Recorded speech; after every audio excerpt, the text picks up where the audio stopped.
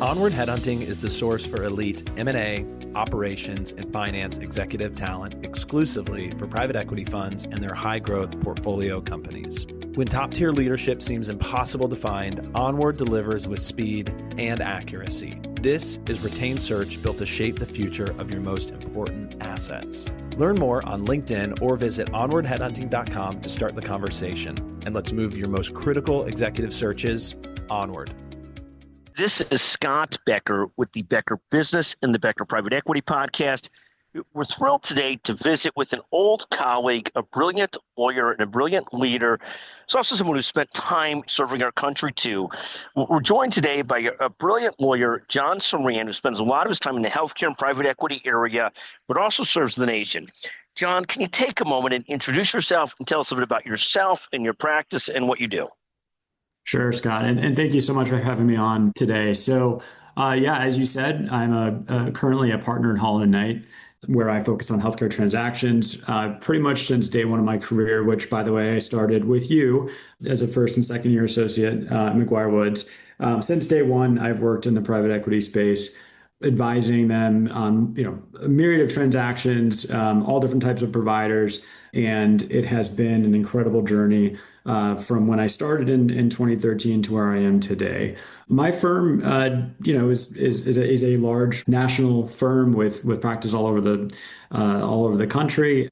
Some concentrations of attorneys in Nashville and Boston, but it's been a great platform for me recently to kind of build my business and build my brand. But as you said, that's not the only thing I do. I am currently a Reserve Judge Advocate General for the U.S. Coast Guard. I actually started volunteering for them in 2018, and then I made the transition actually this summer to the military reserve side. So, in fact, this past weekend, I did my first drill weekend. That's amazing. Congratulations. Take one moment before we go back to your work at Holland and Knight and what you do in healthcare and law. Take one moment on what that drill weekend was like and what that was like. I mean, just to go back and do that. I know it's just a part of the process, but it must be fascinating. Yes, it definitely was. And keep in mind, I literally just had graduated from reserve officer training about 2 or 3 weeks ago. And so this was a early first reserve drill for me. But I've waited my whole life for this. I'd always wanted to join the military. I haven't had the right time, and it just worked out in the last few years. And so to be able to walk in the door and be able to do the job, was incredible. Actually, day one, get thrown right into the fire. Start doing trainings and actual legal work. It was a great experience, and it shows the value that we can bring. Currently practicing professionals can bring to the military, even so late in their career. It's never too late. In fact, there are age waivers and all kinds of opportunities to serve. But it was an incredible experience. And talk about what inspired you and motivated you both to be a lawyer to begin with, but more interestingly, to join the reserve and join the Judge Advocate Corps. So I think the primary focus for me was healthcare. I think my first job ever was working in the medical records department for a hospital. And that was back in the day before electronic. And from there, I thought I wanted to be a doctor, a physician. In college, made the transition to law, and pretty much came out the gate looking for healthcare, law positions, which took me to be able to work with you right out of law school, at McGuire Woods. So, and then from there, I actually had tried to join the Navy Reserve and had some issues at the time with medical waivers and all of that, but the times have changed with the medical processing and how all that works, and so it took some time to get to where I am today. But it started off with being able to volunteering for the Coast Guard for several years before then I was able to make the jump to the reserve side, and naturally, right, wanting to bring the professional skills, the attorney way of thinking, and to the Coast Guard and have them be able to benefit from the over a decade of experience. It's literally a fantastic thing, and congratulations. And talk about your focus in healthcare and law, and what some of the trends you're watching in the businesses that you follow closely. I know you do a lot of work in the healthcare private equity area. You're at a great firm. You do a lot of the same work that we do at McGuire Woods. Talk a bit about some of the areas you focus on and some of the trends you're watching.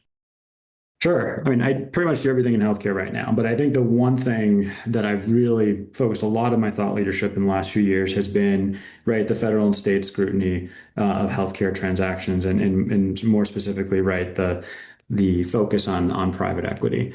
On the federal side, there were some, large enforcement actions last year, in Texas and whatnot, and with the changing administration, there has been, I think, a no longer a spotlight on private equity, and now it's more so the FTC is going to just continue sort of looking for your sort of run of the mill anti-competitive conduct, not necessarily just focusing on private equity just because they can.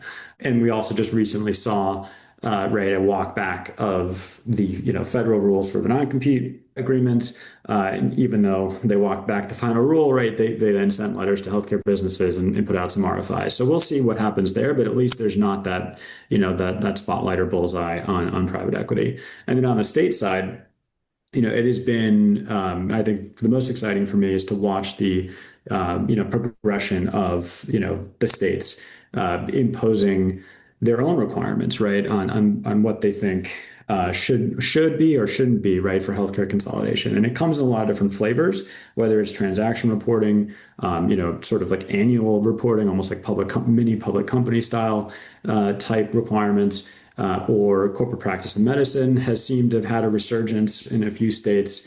And then also a renewed focus on non-compete laws, especially with now some of the changes on the federal side. But I think the most exciting part about that is being at the forefront of those initiatives, and so it's not just bringing awareness to it, but also motivating the industry to participate in the discussions regarding those measures, so that there's actually a balanced discussion. Right, you're not left with results and then having to deal with a new law, right? If you're able to kind of get to it while it's making its way through the through the legislative process, you're able to provide your perspective and get more I don't want to say business friendly type changes to it, but you're able to make sure the legislators understand sort of the impact of what they're doing. And a good example of that right now are the two private equity bills that just got sent last week to Governor Newsom in California. And what's happening there is, last year, as you recall,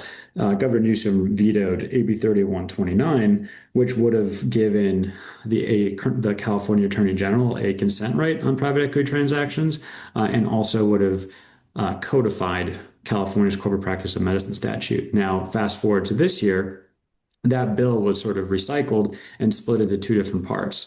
And so now and yes, there's been some changes since last year, but I think the fundamental question remains, what will Governor Newsom do with both of those bills, and whether those bills are still redundant.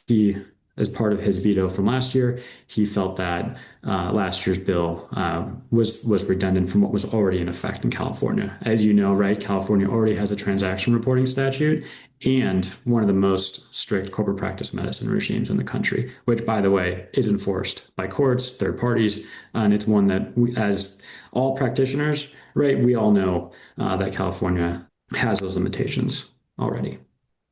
Fantastic and fascinating. And then John, as you looked at the next year, what are you most focused and excited about? Where are you most? I mean, you do great things now.